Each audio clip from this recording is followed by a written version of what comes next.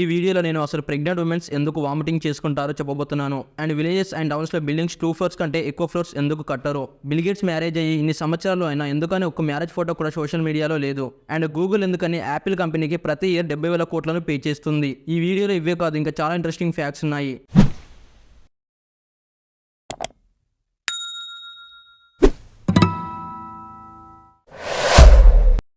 నార్మల్గా ఊళ్ళలో లేక టౌన్స్లో బిల్డింగ్స్ జస్ట్ 2 ఫ్లోర్స్ వరకే ఉంటాయి. బట్ అదే cities like Hyderabad, Mumbai and బెంగళూరులో ఇలా 20 అంతస్తులతో బిల్డింగ్స్ మనం చాలానే చూస్తాం. ఇలా ఎందుకని విలేజెస్లో మరియు టౌన్స్లో జస్ట్ 2 ఫ్లోర్స్ వరకే కడతారో ఇప్పుడు చూద్దాం. 2 ఫ్లోర్స్ కంటే ఎక్కువ ఫ్లోర్స్ కట్టడానికి reason government rules. Villages, towns ఎక్కడైనా 2 ఫ్లోర్స్ కంటే ఎక్కువ ఫ్లోర్స్ని కట్టకూడదు. ఒకవేళ కట్టాలంటే గవర్నమెంట్ నుంచి పర్మిషన్ రావాలి. దానికోసం చాలా డబ్బు ఖర్చు అవుతుంది. ఎంత అంటే ఈజీగా ఇంకో 2 ఫ్లోర్స్ కట్టవచ్చు.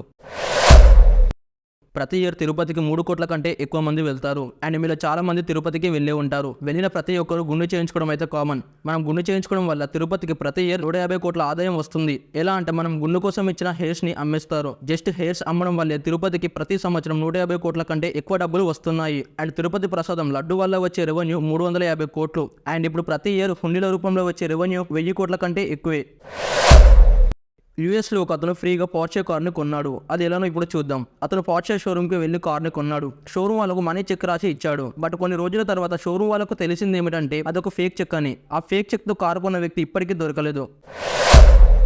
బిల్ గేట్స్ మ్యారేజ్ అయ్యి ఇన్ని సంవత్సరాలు అయింది కానీ ఒక్క ఫోటో కూడా సోషల్ మీడియాలో రాలేదు. రీజన్ ఏమిటంటే బిల్ గేట్స్ తన మ్యారేజ్ని హుయేలోని లనాయ్ హైలాండ్లో చేసుకున్నాడు. అక్కడ ఉన్న ప్రతి హోటల్ని బిల్ గేట్స్ బుక్ చేశాడు. అలాగే అవైలబుల్గా ఉన్న ప్రతి హెలికాప్టర్ని కూడా బుక్ చేశాడు. అండ్ మొబైల్ అలో లేదు. వచ్చిన ప్రతి గెస్ట్కి కెమెరా లేని ఆల్టర్నేట్ మొబైల్ని ఇచ్చారు. ఫెరారీ ఈ కార్ గురించి ఇంట్రొడక్షన్ అవసరం లేదు. Popular sports car. బట్ ఈ కంపెనీలోని కొన్ని రూల్స్ తెలిసి మీరు షాక్ అవుతారు. ఫస్ట్, ఫెరారీ కంపెనీలో పనిచేసే ఏ ఎంప్లాయీ కూడా ఫెరారీ కార్ను కొనకూడదు. దీని గురించి కంపెనీ ఏం చెప్తుందంటే ఫెరారీ కంపెనీ లిమిటెడ్ కార్స్ మాత్రమే తయారు చేస్తుంది. అందుకే ఈ నిర్ణయం తీసుకున్నారంట. సెకండ్, మీరు ఎవరైనా ఫెరారీ కార్ను కొనాలంటే దానికన్నా ముందు కంపెనీ వాళ్ళు ఇచ్చే ఒక అగ్రిమెంట్ మీద సైన్ చేయాలి. అగ్రిమెంట్ లో ఏముంటుందంటే ఫెరారీ కార్ కొన్న తర్వాత కార్ కలర్ చేంజ్ అండ్ ఎలాంటి మాడిఫికేషన్ చేయరాదు అని ఉంటుంది. ఒకవేళ అలా మాడిఫికేషన్ చేస్తే కార్ను సీజ్ చేసే రైట్స్ ఫెరారీ కంపెనీకి ఉంటాయి.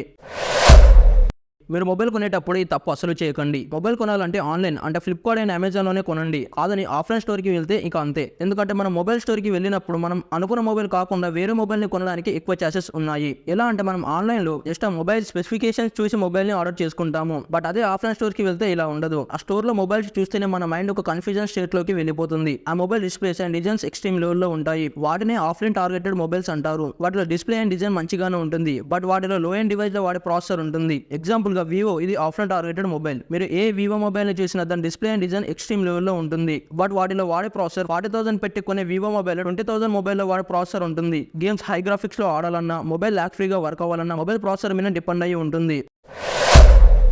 గూగుల్ ప్రతి ఇయర్ యాపిల్ కంపెనీకి $10 బిలియన్ ని పే చేస్తుంది. $1 billion equals to 7,000 crores. $10 billion అంటే సుమారు 70,000 కోట్లు. ఇంత డబ్బు గూగుల్ యాపిల్ కి పే చేయడానికి రీజన్ ఏంటంటే మనందరికీ తెలుసు ఏ యాపిల్ డివైస్ అయినా సిరి ఉంటుంది అండ్ డిఫాల్ట్ సర్చ్ ఇంజన్ గూగులే ఉంటుంది. సో యాపిల్ డివైస్ లో డిఫాల్ట్ గా గూగుల్ సర్చ్ ఇంజన్ ని పెట్టుకున్నందుకు యాపిల్ గూగుల్ నుంచి ఇయర్లీ $10 బిలియన్ చార్జ్ చేస్తుంది. సో ఇప్పుడు చాలా మందికి అయితే ఒక డౌట్ రావచ్చు, గూగుల్ కి అందరూ అలవాటు పడిపోయారు. ఒకవేళ Apple Google default search engine గా తీసేసినా మళ్ళీ డౌన్లోడ్ చేసుకుని వాడుతారు కదా అని. మనం చూసుకుంటే గూగుల్ అసిస్టెంట్ చాలా advanced and smart. But Apple లో ఉన్న సిరి ఒక్కొక్కసారి గూగుల్ అసిస్టెంట్ నే బీట్ చేస్తుంది. అదే Apple company own search engine ని తయారు చేస్తే గూగుల్ కి మెయిన్ ఈ సర్చ్ ఇంజన్. అదే పడిపోతే కంపెనీకే ఎఫెక్ట్. అందుకే గూగుల్ ఈ విషయంలో రిస్క్ చేయదు.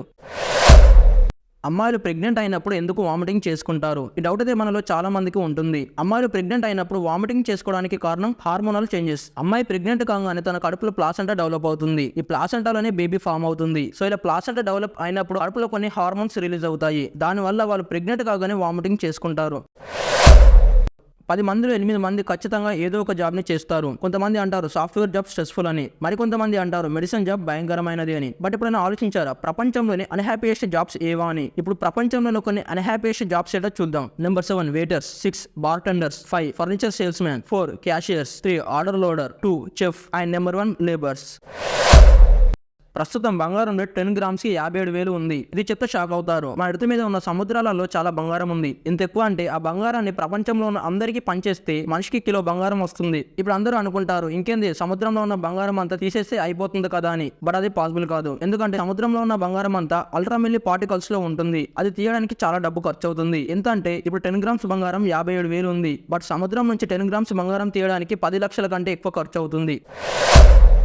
నోకియా ఈ బ్రాండ్ అందరికీ తెలుసు. అది డబ్బా ఫోన్ రోజుల్లో ఈ ఫోన్ మించిన ఫోనే లేదు. అండ్ ఆ ఫోన్ చాలా మంది వాడే ఉంటారు. అయితే నోకియా ఫోన్ స్విచ్ ఆన్ చేయగానే ఇలా వస్తుంది. ఈ రెండు చేతులు ఎవరివా అని ఎప్పుడైనా ఆలోచించారా? ఆ రెండు చేతుల్లో రైట్ హ్యాండ్ మరతా స్వార్ట్ అనే లేడీది అండ్ లెఫ్ట్ హ్యాండ్ జకారీ జాన్సన్ అనే అబ్బాయిది.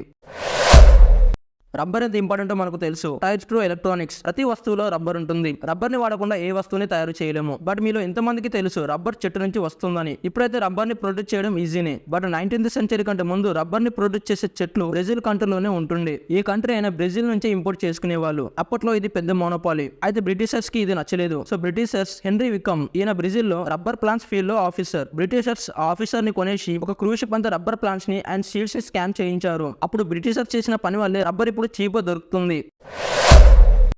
5 బిలియన్ 3,500 కోట్లు. ఏంటో ఆ నంబర్ అనుకుంటున్నారా? అది మన నోట్లో ఉండే బ్యాక్టీరియా. మన నోట్లో మొత్తం 5 బిలియన్ బ్యాక్టీరియా ఉంటుంది. అండ్ అవన్నీ సేమ్ స్పీసీస్ కి చెందిన బ్యాక్టీరియా కాదు, 700 స్పీసీస్ కి చెందినవి. నాకు తెలుసు చాలా మందికి ఇది వినడానికి కొంచెం ఎటో ఉంటుంది. ఆ బ్యాక్టీరియాని మీరు చూడాలనుకుంటే ఎలక్ట్రాన్ మైక్రోస్కోప్ తో చూడొచ్చు. ఈ ఫోటోని డీప్ గా చూడండి. మీకు 5 సెకండ్స్ టైం ఇస్తున్నా. ఇదేంటో కనిపెడితే కామెంట్ చేయండి.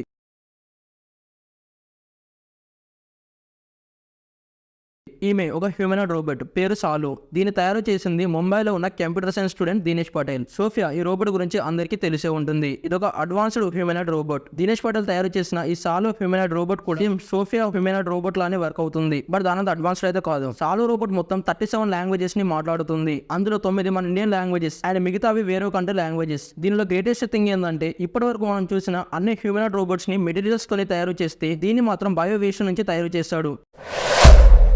Sometimes nature is crazy. ఎందుకో ఫ్యాక్ట్ విన్నాక మీరే అంటారు. అమెరికాలో ఒక లేక్ ఉంది. సో యుఎస్ గవర్నమెంట్ బలమైన బ్రిడ్జ్ ని కట్టడానికి ప్లాన్ చేసింది. ఇలాంటి న్యాచురల్ డిజాస్టర్స్ అయినా ఎదుర్కొనేంత బ్రిడ్జ్ ని అయితే బలంగా కట్టారు. కొన్ని ఇయర్స్ వరకు బాగానే ఉంది. బట్ కొన్ని సంవత్సరాల తర్వాత బ్రిడ్జ్ ఉన్న చోట ల్యాండ్ ఫామ్ అయ్యి ఆ నది కాస్త పక్కకు జరిగి ఇలా ఫామ్ అయ్యింది. ఇది చూసి దాన్ని కట్టిన వాళ్ళు అండ్ డబ్బు పెట్టిన గవర్నమెంట్ కూడా షాక్ అయ్యింది. బట్ ఇప్పుడు గవర్నమెంట్ కి వచ్చిన డౌట్ ఏంటంటే ఇప్పుడు మళ్ళీ కట్టాలా వద్దా అని. కడితే మళ్ళీ ఇలానే జరుగుతుందా? ఇప్పుడు నేను వింత డిసీజ్ గురించి చెప్పబోతున్నాను. అది మీరు ఎప్పుడు వినకపోవచ్చు, బట్ చాలా మందికి వచ్చింది. అదే రేనాల్డ్స్ ఫెనామినాన్. ఈ డిసీజ్ వచ్చిన వాళ్ళ చేతులు బ్లడ్ సర్క్యులేషన్ జరగకుండా కొన్ని ప్లేసెస్ లో ఇలా ఎల్లోగా మారుతుంది. దీన్ని క్యూర్ చేయడానికి ఎలాంటి ట్రీట్మెంట్ లేదు, సర్జరీ చేసి తీయాల్సిందే. మొబైల్ ని ఫస్ట్ ఇన్వెంట్ చేసింది 1971లో. అప్పటి నుంచి ఇప్పటి వరకు మొబైల్లో చాలా ఇన్వెన్షన్స్ జరిగాయి. పవర్ బ్యాంక్ ఎంత ఇంపార్టెంటో మనకు తెలుసు. అయితే ఇప్పుడు మిమ్మల్ని పవర్ బ్యాంక్ ని ఎప్పుడు ఇన్వెంట్ చేశారు అని అడిగితే చాలా మంది మొబైల్ ఇన్వెంట్ చేసిన 2-3 years కి ఇన్వెంట్ చేశారు అని చెప్తారు. బట్ 2001లో పిసన్ అనే Chinese company first power bank ని తయారు చేసింది. అంటే మొబైల్ ని ఇన్వెంట్ చేసిన 30 years తర్వాత పవర్ బ్యాంక్ ఇన్వెన్షన్ జరిగింది. ఈ 30 years లో ఒకరికి కూడా పవర్ బ్యాంక్ ఆలోచన రాకపోవడం విచిత్రం. అసలు గవర్నమెంట్ జాబ్ చేసే వ్యక్తి బిజినెస్ స్టార్ట్ చేయొచ్చా? నేనైతే గవర్నమెంట్ జాబ్ చేసే వ్యక్తి బిజినెస్ స్టార్ట్ చేయడం ఇప్పటి వరకు చూడలేదు. ఎందుకనలా? గవర్నమెంట్ జాబ్ వచ్చిన వ్యక్తి ముందుగా రూల్స్ అండ్ రెగ్యులేషన్ పై సైన్ చేయాల్సి ఉంటుంది. ఆ రూల్స్ అండ్ రెగ్యులేషన్స్ లో క్లియర్ గా ఉంటుంది. గవర్నమెంట్ కోసం పనిచేస్తున్న వ్యక్తి తన సమయాన్ని తన ఓన్ బిజినెస్ కోసం కేటాయించకూడదు. ఒకవేళ ఈ రూల్ ని అనుసరించకపోతే జాబ్ నుంచి తీసేస్తామని. బట్ ఇక్కడ ఒక లూప్ హోల్ ఉంటుంది. అదేంటంటే గవర్నమెంట్ జాబ్ లో ఉన్న వ్యక్తి బిజినెస్ స్టార్ట్ చేయాలంటే ఈజీగా స్టార్ట్ చేస్తాడు. ఎలా అంటే జస్ట్ సింపుల్. గవర్నమెంట్ జాబ్ చేసే వ్యక్తికి భార్య పిల్లలు ఉంటారు. సో వాళ్ళ పేరు మీద రిజిస్టర్ చేసి వీళ్ళు బిజినెస్ స్టార్ట్ చేసుకోవచ్చు అని చేస్తున్నారు కూడా. మీరు మీ లైఫ్ లో ఎంతమందితో ఫోటో దిగారు? ఒక 100, 500, 1000 మంది. అదే మీరు మన భూమి మీద ఉన్న ప్రతి ఒక్కరితో ఫోటో దిగాలంటే అది ఇంపాసిబుల్ అని మనకు తెలుసు. బట్ దీన్ని ఒక అతను పాసిబుల్ చేశాడు. అది కూడా ఒక క్రేజీ వేలో. అతనే హారిసన్ స్మిత్. అది కూడా మూన్ మీద. ఇతను అపోలో 17 మూన్ మిషన్ లో ఉన్న ఒక ఆస్ట్రోనాట్. ఇతను మూన్ మీద ఉండే ఎర్త్ ఫోటో దిగాడు. అంటే టెక్నికల్ గా ఎర్త్ పైన ఉన్న పీపుల్, చెట్లు అండ్ అన్నిటితో దిగినట్టు. ఈ ఫ్యాక్ట్ కొంచెం పెయిన్ఫుల్ గా ఉంటుంది. ఈమె పేరు ఏ మెంగ్ యాన్. ఈమె టీనేజర్. ఈమె ఏషియానా ఫ్లైట్ 214 అనే ఫ్లైట్ లో ట్రావెల్ చేస్తుంది. బట్ యాక్సిడెంట్ అని ఆ ఫ్లైట్ క్రాష్ అయ్యింది. మాక్సిమం పీపుల్ చనిపోయారు. బట్ ఈమెకు మాత్రం జస్ట్ ఇంజురీస్ అయ్యి బ్రతికే ఉంది. బట్ ఇలానో అలా ఎమర్జెన్సీ ఎగ్జిట్ నుంచి బయటకు వచ్చింది. బాడీకి ఇంజురీస్ అయ్యాయి కాబట్టి బయట పడిపోయింది. వెంటనే ఫైర్ యాక్సిడెంట్ వెహికల్స్ వచ్చాయి. చాలా మంది చనిపోయి ఉన్నారు. అందులోనే ఈమె కూడా ఉంది. బట్ బ్రతికే ఉంది. ఫైర్ యాక్సిడెంట్ వెహికల్ డ్రైవర్ తను చనిపోయింది అనుకుని తన పై నుంచే వెహికల్ ని తీశాడు. సో అలా బ్రతికున్న అమ్మాయి చనిపోయింది. ఇదంతా పోస్ట్ మార్టం లో తెలిసింది. అండ్ అప్పుడే ఫైర్ వెహికల్స్ కి ఉన్న కెమెరాలను చెక్ చేసి చూస్తారు. ఈ వీడియోని కంప్లీట్ గా చూస్తే ఫుల్లీ వాచ్డ్ అని కామెంట్ చేయండి. బట్ నా రిక్వెస్ట్ ఏంటంటే ఎఫ్ ప్లేస్ లో ఏది పడితే అది పెట్టకండి.